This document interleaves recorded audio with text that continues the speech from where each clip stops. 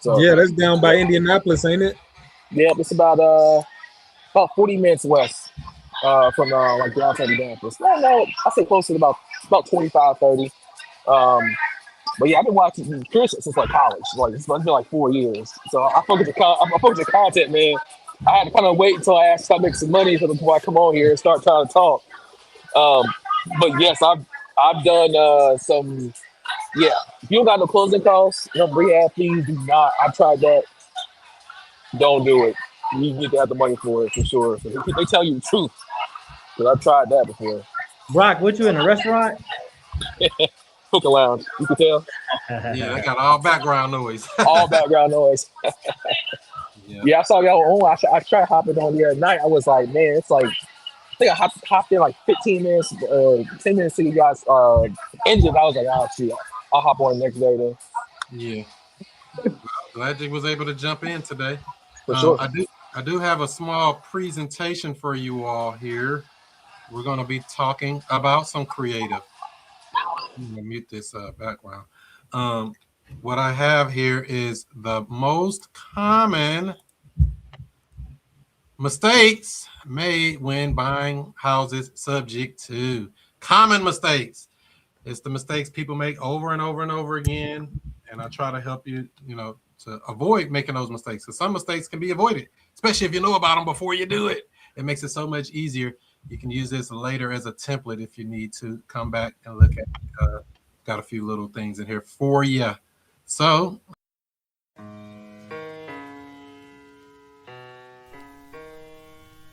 can you hear me? I don't know. If you don't know who I am by now, I don't know what you've been doing. You've been asleep? Let me wake you up with something. Straight up. Yeah. Allow me to reintroduce myself. I'm Chris Monroe. R to the O-E. I flip houses, rent cars, and make money. You know I'm not no motherfucker dummy. This how we do. Like I say, it's the 12 biggest mistakes investors make when buying houses subject to. Can I guess one?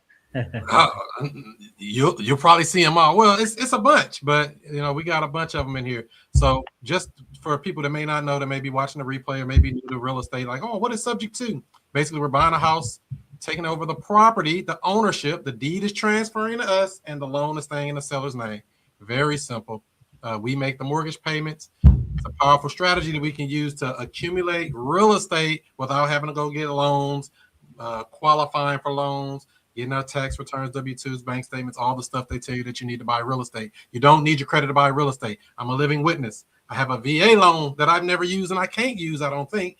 And I've never used any loans to buy real estate. So people tell you that you need to do this stuff. You don't need to do any loans to buy real estate. It's a myth. You don't need a bunch of money to do real estate. It's a myth. You need skills and strategy, which we're talking about today. Mistake number one. Not verifying the loan terms. And this is why, and all this stuff I'm talking about is usually before you close the deal. We need to confirm the loan balance. How do we do that? Get the mortgage statement. We're verifying the interest rate, knowing the payment amount. Remember, I was just asking about that $2,400 on that deal we were just speaking about, because sometimes the seller says $2,400 and you look, it's $2,800. Like, damn, you told me $2,400, man. It's way harder than what you said. We don't want to do that. So that's a no-go. We want to also check escrow shortages, which is very important. I just got a couple of letters in the mail before y'all jumped on. Me and Art was talking about. I have about 3 properties that are going up in payment starting next month. Their payment is going up. Escrow shortages. You know what that is, Jimmy? You heard of that before? He like, no, don't even throw me on the hot seat. So that's basically, Art, you want to give us an explanation what that is a little bit from your perspective? Yeah, what I believe this is, so basically like escrow, they taking out a set amount every month to make it all add up at the end whenever they doing their big pulls or whatever. But long story short, if like the payments on your taxes go up or something, then it's gonna be a discrepancy on what they taking out and how much is actually coming out. Uh, I seen this on one of mine before, so this is why I think this is what this is. Am I right, Chris? 100%. So, yep, that's a shortage of escrow. So your loan payment is made up of PITI, which is principal, interest, taxes, insurance. Principal and interest kind of stays the same because it's fixed if you have a 30-year fixed loan. But when it comes to taxes, that may change every year, every other year, every 3 years, depending on your market in your county. I think they say Chicago and some other places that keep going up higher, but that's a whole nother story. Taxes, the T goes up. Insurance can go up, like the people in Florida. They say you can't get insurance or it's too high. Insurance, I looked at my statement, one of mine that I got a letter on, my insurance went up on the new premium for the new year. It went up a little bit. So that increased my payment if I was going to keep my PITI payment the same. The bank is going to pay it, just to be clear. This is how we get a shortage. The bank is going to pay that escrow shortage, and you're going to be responsible for the difference in it, and that's why you get a shortage. Sometimes you get an overage where they send you money back. So it just depends. That's one of the things. You got to verify the loan terms before you close on these subject to deals. Make sense? Mistake number 2, not checking property condition. Hidden repairs, mechanical systems, walk through before the closing. There can be a family member living in the property. There can be pets still in the house. 15 dead dogs like Justin found, right? Didn't you find that in the house, Justin? 15 dead dogs in the house. Yikes. You don't want to do that. You want to confirm all this stuff before signing and funding any subject to deal. Very important. Have you run into anything like this before, Art? Yeah, I bought a property one time and didn't check the pipes on it. Never gonna do that again. So you had to fix it, huh?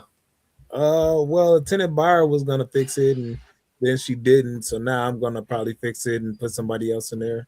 Or is this gonna put it out on the handyman special? Part of the game, man. It all can happen. Confirmed condition. Handyman special. That's what I found snakes. You found snakes in the house? Yeah, it was in Muncie, Indiana. If you know if you guys have an idea what that is, the guy was hoarding. He was lying. It was a divorce. He made it sound like, oh, it's in good condition. This is in the beginning. I went out there and couldn't find out the health department was out there waiting outside for some reason. So apparently, I talked to the lady. We went inside the house. And I had the keys. He was hoarding snakes. Like he bred animals and snakes. And his wife gave him the house for a reason because it was so bad. You go in there with it was like skins everywhere, cages. Yeah, I was like, oh, yeah, okay. I was like, I see why he didn't want to send me any photos. So that's the worst I've seen. Dead dogs are wild, but them snakes, that's a smell so badly. Thank you. And this is why I say all the time, never trade places with the seller. We need to understand the condition of the property. Very important on that particular note. Mistake number 3, over communication with the seller, being too anxious, being a greedy seller. Sound like somebody I know. Is his name Jimmy? Don't be a motivated buyer. If you're too motivated, too anxious with the seller, they can definitely understand it. Over communication, seller will second guess and they won't close with you. They might back out at the last minute. So it's very important to lead with confidence, stay calm and professional, ask good questions, be a good listener, solve their problems. You got to solve their problems or the whole close won't even matter at that point. And that's the way we play the game right there. So don't be anxious. Don't be a motivated seller or buyer. Don't be a motivated buyer to the seller. Mistake number 4 is too many documents, overwhelming them with paperwork in the beginning. It creates confusion. It makes trust issues. Keep the documents simple and plain. Now, I got a question, and I know Art might know this. I don't know. Jimmy might know. No, I don't know. Jimmy may not. I'm going to see if Art knows. Art, what are the 2 documents we're going to start with if we're going to do a subject to deal with the seller? 2 documents we start with for a sub 2 deal are the purchase and sale agreement, the long form, and then the other one is going to be the authorization to release information. And then we're also going to ask them to get us a copy of their most recent mortgage statement as soon as possible. For sure, 100%. Number 1 answer, Art. That's it. The 2 things we want to get are the purchase agreement and the authorization to release, which is AKA a third-party bank letter. The reason we only do these two documents to start it off is because we don't want to overwhelm with all that paperwork. We want them to go ahead and sign to be under contract. Now we have equitable interest to purchase the property. And then we want to get that third-party authorization. Now we can speak to the bank on their behalf to understand what's going on with their situation. We can call the bank. Hey, what's the payoff? What's the loan interest rate? And like Art said, always get that mortgage statement if you can too. That makes it a lot easier. But I like to do these two things first. All those other disclosures, all that other paperwork, stacks of stuff is signed off at closing. Notarized at closing. Very important. Because if you give them all this stuff up front, they might get scared. Say, oh man, this is a lot. I need an attorney to review all this. And I don't want them to have an excuse or create an objection. What do you think about all that, Jimmy? Now, after my past experience, I definitely learned my lesson. Definitely don't overwhelm them with paperwork. And actually, I overwhelm myself with the paperwork more than anyone. That part. So let's just keep it simple. Keep it just simple, straight to the purchase and sale agreement, long form, and the agreement to what was that one art agreement to look at the? It's on the screen. Authorization to release information. Thank you. It's Come tiny on my little phone. Oh, Can't my even bad. read that. No, it's just my phone. All good. All right. Yep. I try to keep these little training aids so this stuff becomes memorable. So it's seared in your brain. You don't have to overthink this. If a seller want to do play ball, authorization of release, purchase agreement. Everything else, we see them signed off at closing. I don't have an authorization to release. Is that like a common Missouri document, or can I just chat GBT that? I got one. Just shoot me a message. I'll get it for you. All right. It's very simple. Page letter basically gives us permission to speak to the bank on behalf of the borrower. Very simple. Gotcha. All right. Mistake number 4. Not closing in a trust. Now, this can be, some people like to do LLCs and put in their name and all this stuff. I don't do it that way. I'm just going by what I do. A lot of people do a lot of different things out here. I like to close in a trust. My property is one trust for one property. It's to me, it's if you don't do it that way, I feel like it's more due on sale exposure. It's a weaker asset protection, and it's proper structure to me because one, we close in a trust, so it goes straight from the seller straight to the trust. The trust owns the property. Now, our beneficiary on that trust may be an LLC. So now we have anonymity because the trust was created when we closed the deal. And we have asset protection because the beneficiary is the LLC. So that's kind of the way I do it. There's many ways you can structure this. You can do it multiple layers and a bunch of other funky stuff. That's not what this is about, but this is to keep it very simple. I like to keep them closed in a trust. You close in a trust too, Art, or you put them in LLCs? Every property get their own trust. Come on. Why would we want to do a trust though? You said why would we want to do a trust? Yeah. A lot of reasons. A couple of them real quick. One, let's say somebody bumped their head on your property. Now they want to sue you. All right. So they're going to be suing the owner of the property. The owner of the property is the trust. So now they ain't dealing with everything else you got in your portfolio. Come on. That's one. Another one is this thing called the Garn-St. Germain Act of 1982 states that an exception to the due on sales clause would be if properties are transferred to estates for estate planning purposes, however it's written. So long story short, if we put these in a trust, then, legally they shouldn't be calling a due on sale clause. They shouldn't be. So that's just a couple of them. It's more than that. Yeah, and I like the anonymity part because now they don't know who owns the property. If you got a tenant in there, like you said, they bumped their head, lo and behold, a fire happened, somebody died, all kind of stuff. If you get attacked, the only thing getting attacked is this trust.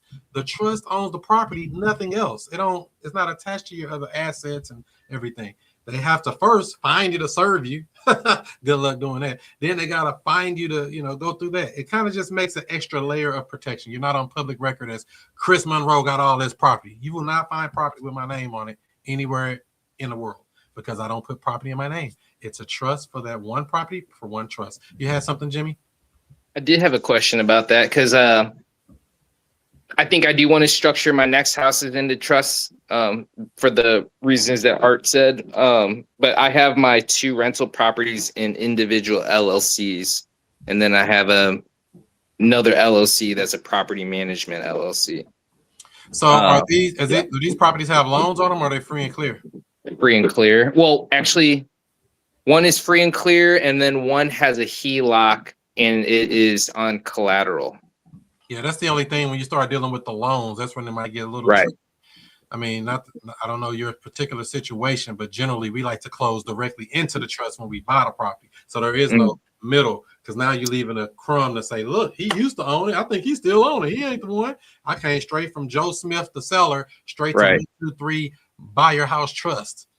So yes, I basically just wanted to remind everybody exactly how the Future Cash Flow Club works, because I've been getting a lot of messages like, what is that about? How does it work?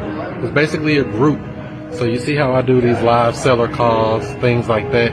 You get to get all the replays for all of those.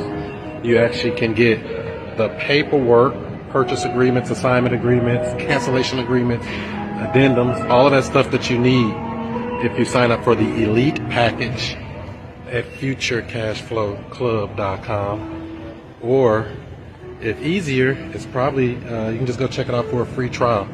Lots of goodies in there, behind the scenes stuff, actual help with your deals. If you want to communicate, say, hey, I'm stuck on a deal, I need some help, I'm looking for lenders, I'm looking for whatever, I'm a resource for you. So all you have to do is be part of the club. futurecashflowclub.com. Check it out. So do you have these trusts open, ready to go for in case you have a house, or do you wait till you get a house locked up and then you quickly open up a trust for that house? He said quickly. I like the words he said. They said quickly. You like that, Justin?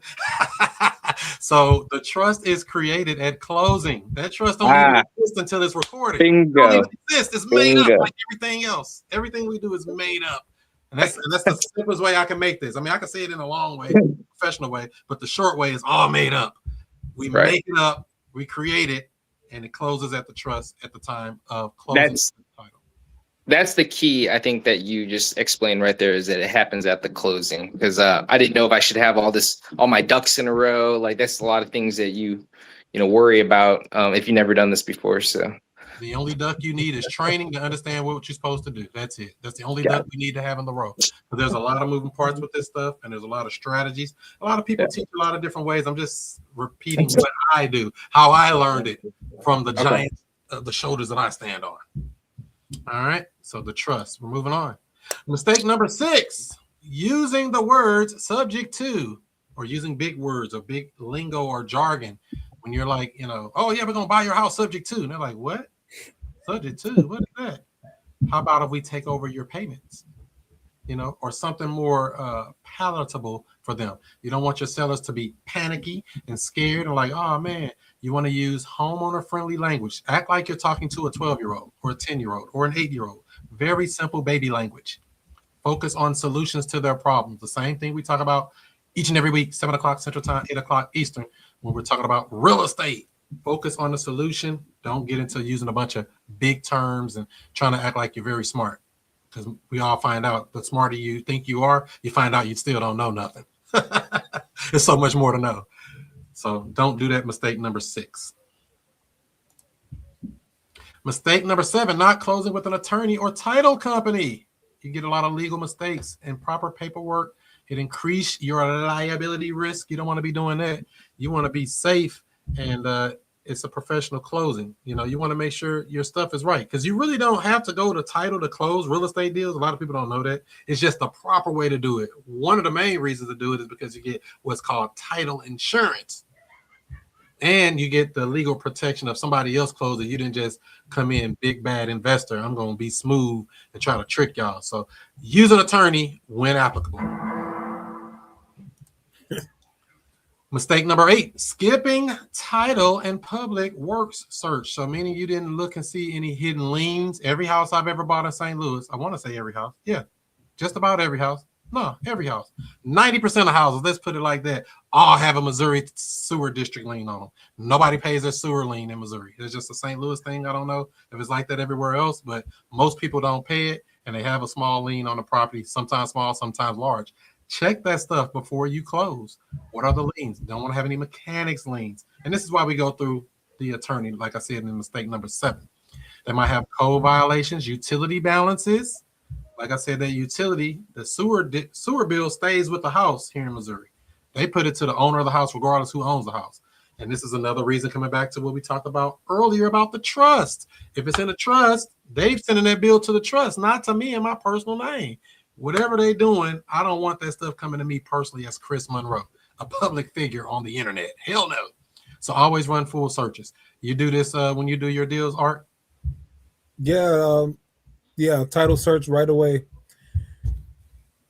Usually I do the right away. On wholesale deals, I try to like hold off until I find a buyer. But on like a terms deal, I try to get my title search in right away. Sometimes I forget to do it right away on the terms deal. Makes sense. So yeah, these creative deals, really look and find out what's going on. Make sure there's no hidden liens and encumbrances, any kind of funky stuff. You may not know. They might have code violations. They may not show up on there. They got tall grass, or they got problems with the city or the county or the municipality. You go find out they got an $800 lien with the municipality for tall grass for last year. You be like, what? I ain't paying that. Now you might pay that, or you might buy it with an exception and leave it in place if there is a lien or something on the property. So the biggest thing though with this is do your research before closing, because you don't know what you're buying. Sometimes you want to know what you're buying. Let's see here what they say.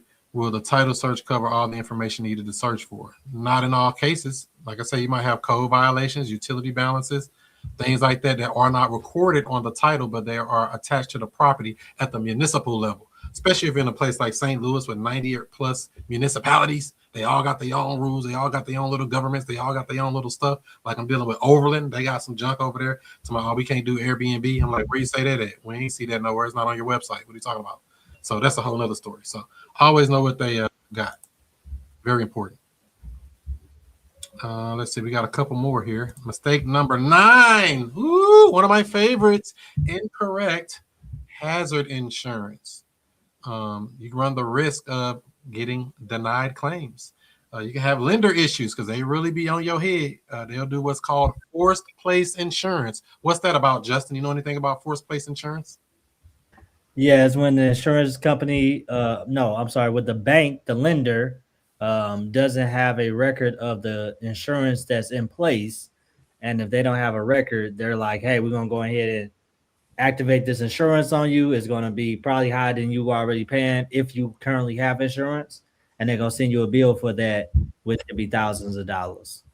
Exactly. They get the highest rate on the market. And guess what, ladies and gentlemen? That insurance don't even cover you. That covers the asset for the bank. That has nothing to do with you. So definitely don't allow them to put hazard insurance. Go make sure you get a brand new insurance policy. Add your borrower as an additional insured on that insurance policy. And, make sure you're good there. Let's see here. Property is unprotected if it don't have insurance. And the insurance must be structured right. And when I say structured right, like I said, have that borrower, the same where their name is on their loan, is the way their name needs to reflect on the additional insured, and make sure that lender is on there as well as a payee, insured loss payee. It's a lot of stuff. These are one of the reasons why you get this due on sale clause, this damn insurance. So you want to get your paperwork right. Any thoughts around that insurance, Art? Yeah, I found out about this forced place insurance firsthand. This is a really good list you got going on, Chris, because these are legit mistakes that I've made for sure. 100%. Yeah, that forced place ain't no joke. I had it put on. I think this happened like 2019 or something. They sent me a letter to my forced place insurance, and I don't know why they did it. I think my insurance company just didn't give them the new evidence of insurance, or EOI, evidence of insurance. They didn't send it to them for some reason, and they put forced place insurance. And I was like, damn, what is that? It was like $350 a month. I'm like, what's this? Nah, man, cancel that. We got insurance. I pay insurance. So that's no fun. So that's what happened with me too. I didn't know I was supposed to make sure that they send the EOI in. So they never got that, and so they put some insurance in place, and it's only like 135 is what they charging for that on this one. Yeah, but But the I got to fun, get that out of there. I need all of that. right. But that ain't even just the part about the insurance. It's the part about you ain't even covered in that insurance. That's just for them. Well, I actually got insurance. I didn't had insurance on that property for a while. I just never reported it, so I don't know how that even worked. Like if something was to happen, but Yeah. I've taken care of it since then. 100%. That's what we got. That reminds me, I need to add insurance on something too. Damn, I'm slacking myself, but they can backdate it a couple days. All right, so that's what we got for that one. Mistake number 9: incorrect hazard insurance. So get the right insurance, ladies and gentlemen. Mistake number 10: no online mortgage access. You want to get the login to their portal. You can go right in and access and see what their payment is, see what kind of notifications that are coming up, because you want to get the alerts. You want to have control of what's going on. And if it's not set up, go set it up. I bought houses from people where they didn't even have it set up at all. I went in and created their whole profile for them. They were older people, and they didn't have the portal at all. They were just using the traditional mail. I said, no, we're putting this online, baby. And we put them on auto pay, and they were all set up from there. So you can do a lot from inside of a portal when you're dealing with these mortgages. Are you set up like that with yours, Art? Yes, and one thing I definitely want to add on this that I've also learned the hard way is when you getting this online access to their mortgage payments, you need to also take over their two-factor authentication, because if you end up like some of these portals will kick you out and make you need to re-verify like after 30 days or 90 days or something, and if you don't have the two-factor authentication set up on your phone, then basically every time you need to get access, you're going to have to go get in contact with that seller, have them send you the code at the exact time that you're trying to send it to them, because it's a time limit on it. It's a pain in the ass, so just make sure you get that done right away. 100%, Art, and that goes right into our next slide, I believe. Let me see. Yeah. Oh, go ahead, Art. Justin, what you got? I was gonna say I've had a situation in the past where I did get access to the portal and everything. It did not allow me to set up auto pay through their system. It was Wells Fargo was the bank, and it wouldn't let me set up auto pay through the portal for whatever reason. Apparently, you can only do auto pay through the if you have a Wells Fargo account already, which I didn't. So what I ended up doing was going through my bank and setting up an auto pay system, as a I guess Bill pay. a bill pay. Yeah. So I had to set that up, but that was interesting. I actually thought I was gonna be able to set it up auto pay in the back end portal. So if anybody runs into that, I've ran through that issue. And then I've also had an issue with that where I was sending money to the wrong department. So that was crazy or whatever. So we was able to get that fixed and stuff. I had to send a letter for the lady credit or whatever. An apology letter. Yeah. That's crazy work. So that's the thing, ladies and gentlemen. It gets very deep when you start talking about buying houses creatively. The little details you don't know about, because you don't know what you don't know, and you don't know what you don't know you don't know. So mistake number 10, no online mortgage access, leans right into our next mistake, number 11. Mailing address not updated. Really, all contact information need to be updated. You need to make sure the mailing address is changed to where you're at. If you got a mailbox like I have to get all our mail, you want to update the phone number, the two-factor authenticator like Art just said. You want to get the email address, all of that. I even make an email address for each one of my properties. I know that's getting in the weeds and getting meticulous, but there's nothing wrong with having an email for that property. Anything come in on that email address is for that particular property. But, that's getting into the weeds when you're starting to manage a lot of houses and stuff. But that's kind of how we set this up. You want to update all the contact information. Make sure the seller's not receiving any mail, because the seller might panic and say, oh, what's this they're sending? They're sending me as a bill due. And it causes lender confusion. And matter of fact, the guy I met at a meetup last week, he was telling me about something like this. The seller ended up getting something in the mail. He didn't update it, and they were doing a due on sale clause because the seller told the lender that he sold the property. Why you believe that? The seller told him, said, "Oh yeah, I sold that house." And the bank looking like, "What? You didn't get our permission or pay us off. Where's our money?" But they had to do some tricky stuff and get that all fixed. But very important to get the mailing up and all the other contact information updated. Any thoughts around it? I need to open up a PO box for sure. Yeah, I got a UPS mailbox. I pay for it yearly. I think it's like $300 a year or something like that. And we just get all the mail sent to there. No reason to be getting mail at the house because, it's defaulted. And this goes for your tax statements as well. If your tax statements are getting forwarded and mailed to your thing. So that's very important.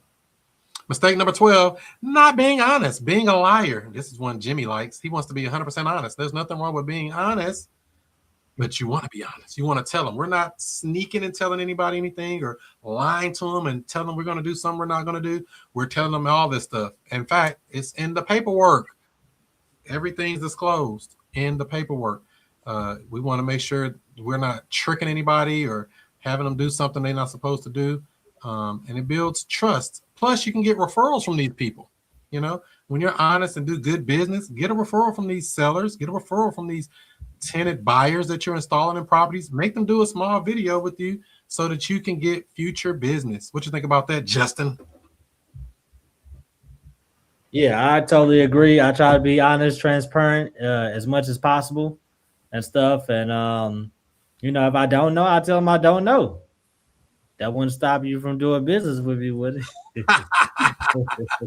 you don't know, you don't know. Nothing wrong with that. Let's see here. Kellen say, that's how I was close to a deal. The owner was doing a rent to own and the tenant was getting all the foreclosure mail. Ooh. Change and update that mail, ladies and gentlemen. Important. And so just the final takeaway, subject to is powerful. Mistakes are definitely avoidable if you just use this little structure that I created here to kind of remind you of some of the things you need to do. Education, what we do every week, is important. Systems, what I love, the only way I can stay straight with all this, equals success. Find the paperwork and everything you need as far as the authorization to release information, purchase agreements, all the documents, everything you're thinking about wanting at futurecashflowclub.com. Any questions on the lesson? Questions, comments, concerns?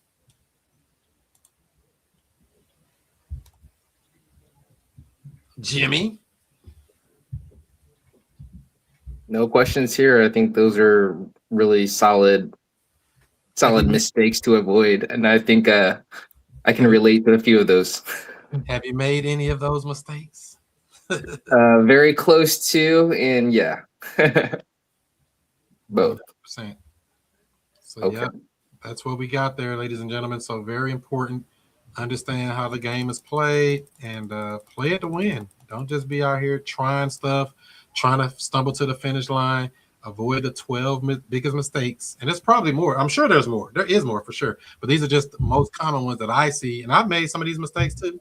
I'm not immune, but this is part of the training. You got to learn to let it burn like a perm.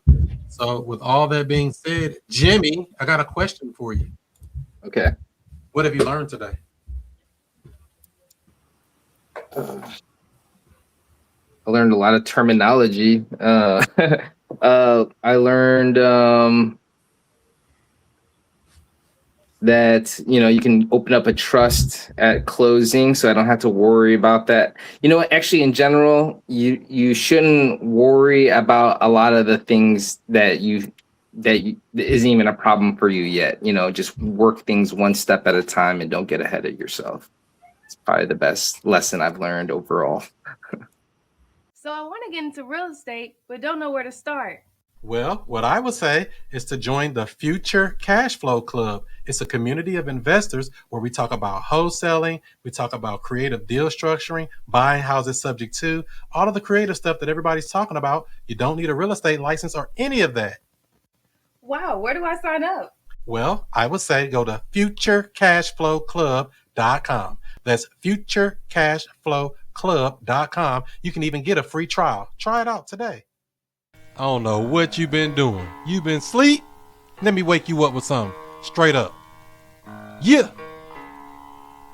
Allow me to reintroduce myself. I'm Chris Monroe. R to the O-E. I flip houses, rent cars, and make money. You know I'm not no motherfucker dummy. This how we do.